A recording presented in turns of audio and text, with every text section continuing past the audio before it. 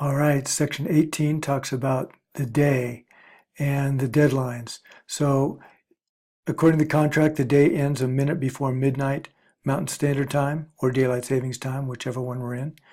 And if a deadline falls on a Saturday, Sunday, or holiday, you get to choose if will the uh, deadline be extended to the next day that's not a holiday, or will it not? Most check it will. So if it shows up, there's something due on a Saturday or Sunday, it'll be extended to the next Monday if that's not a holiday. This is a big one here, causes of loss and insurance. If the property or the inclusions are damaged by fire or other reasons, in an amount not more than 10% of the total purchase price, and if the repair of the damage will be paid for by insurance. So let's say you had a bad windstorm and the roof was damaged and it's going to cost less than 10% of the whole price. Then the seller, as soon as they get the insurance proceeds, will get the property repaired before the closing date if they can.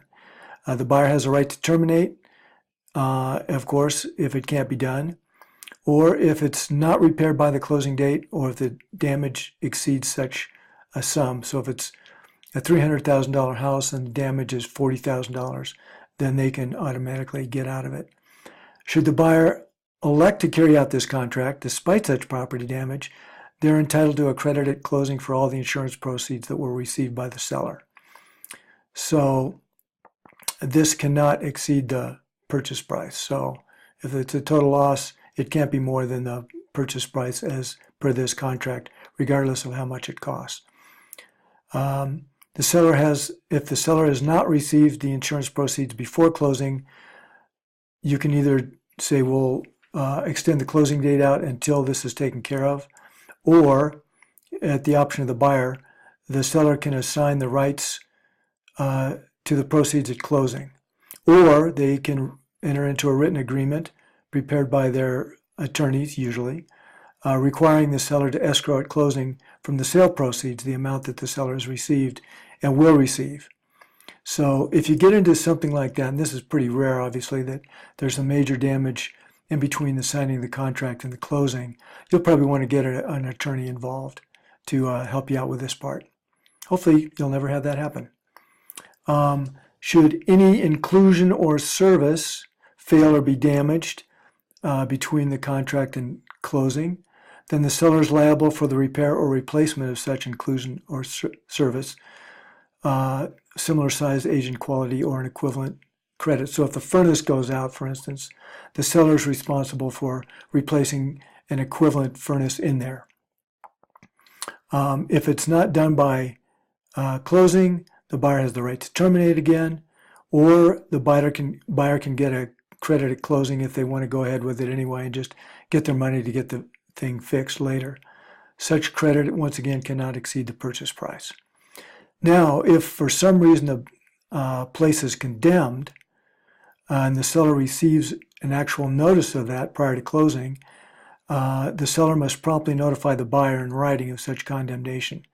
And then the buyer has the right to terminate on or before the closing date.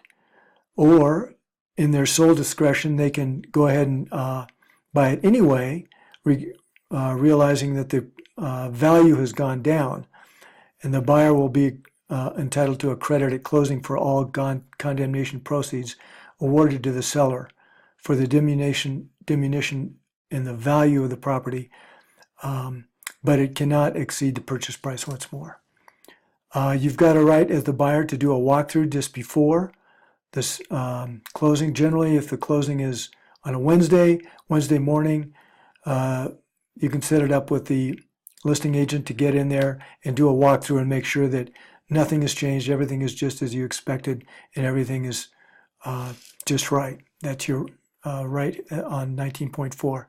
And then 19.5 says that both seller and buyer are aware that there are such a thing as a pre-owned home warranty program that covers the repair or replacement of typically appliances, furnaces, hot water heaters, air conditionings, and so on, that is available at a cost to be borne by either the buyer or the seller.